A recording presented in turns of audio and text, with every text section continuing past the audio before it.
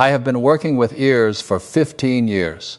6 of those years I spent as a clinical earwax removal specialist. Day after day, patient after patient, I looked into more ear canals than most people will ever think about in their entire lives. And after a few hundred patients, I started noticing something that nobody had told me to look for, something that kept showing up over and over again, in patient after patient. A pattern so consistent that after a while it stopped surprising me and started making me genuinely frustrated on behalf of every person sitting in that chair. I am going to share that pattern with you today, because if you are someone who has dealt with earwax problems, and you also happen to hear a ringing or buzzing or hissing sound in your ears that will not go away, what I am about to tell you might be the most important thing you hear today. Let me start at the beginning. When a patient came to me for earwax removal, the appointment was straightforward. They had blocked ears, we cleared them, they left feeling better. Simple. But somewhere around my second year of practice, I started doing something different. I started asking one extra question before every procedure. The question was this: do you ever hear a ringing or buzzing sound in your ears? I asked it casually, almost as an afterthought. I was curious whether there was a pattern. What I found stopped me in my tracks. The majority of patients who came to me with significant earwax buildup, not all of them, but a striking majority, said yes. They heard ringing.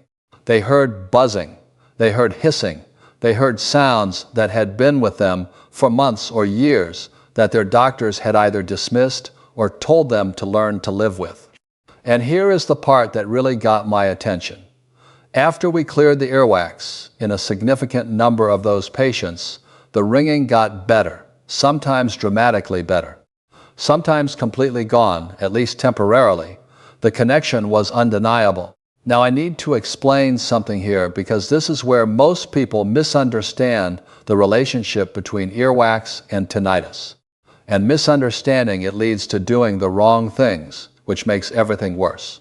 Most people think of earwax as just a nuisance, a hygiene issue, something mildly embarrassing that you deal with occasionally. What it actually is, when it accumulates significantly, is a source of pressure. Constant, unrelenting pressure inside the ear canal that presses against the eardrum affects the middle ear and sends altered signals up through the auditory nerve to the brain. And here is what the brain does when it receives altered signals from the ear. It tries to compensate. The brain is receiving less clear information than it expects. So it turns up its own sensitivity, it amplifies, it tries to fill in the gaps, and sometimes, in the process of doing that, it generates a sound of its own. That sound is tinnitus. So the earwax is not directly causing the ringing in the way that a bell causes a sound when you strike it. What it is doing is disrupting the signal that the ear sends to the brain, and the brain, in its attempt to compensate for that disruption, creates the ringing itself. This is why simply removing the earwax does not always resolve tinnitus permanently. Because by the time the earwax has been there long enough to cause significant tinnitus, the brain has already begun adapting to the altered signal. It has started laying down new patterns, new pathways, and those pathways do not simply disappear the moment the wax is gone. The ear can be cleared, but the brain still remembers the pattern.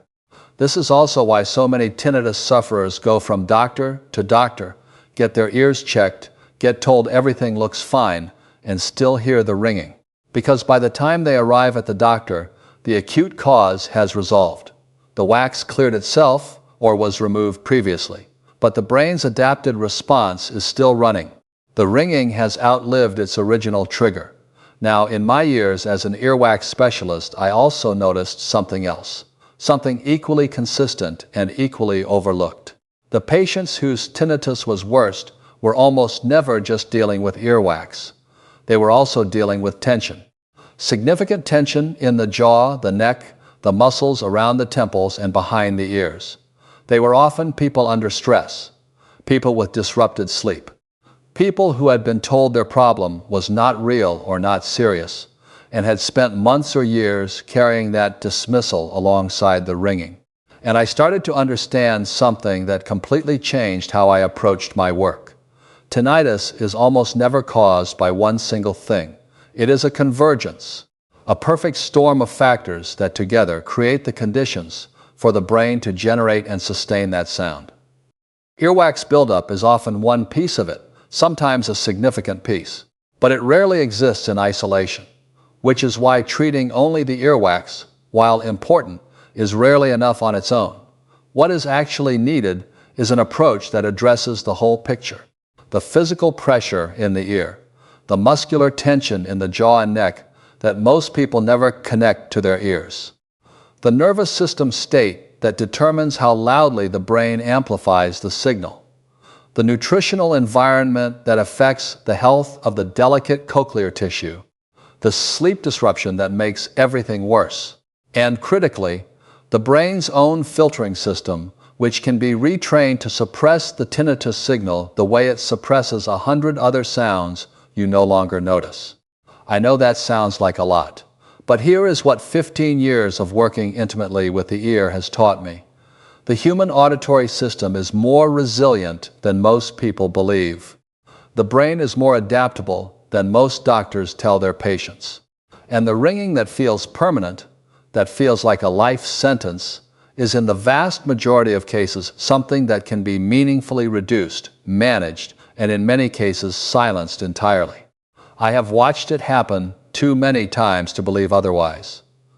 The woman who had been hearing ringing for 4 years and thought it would be with her forever.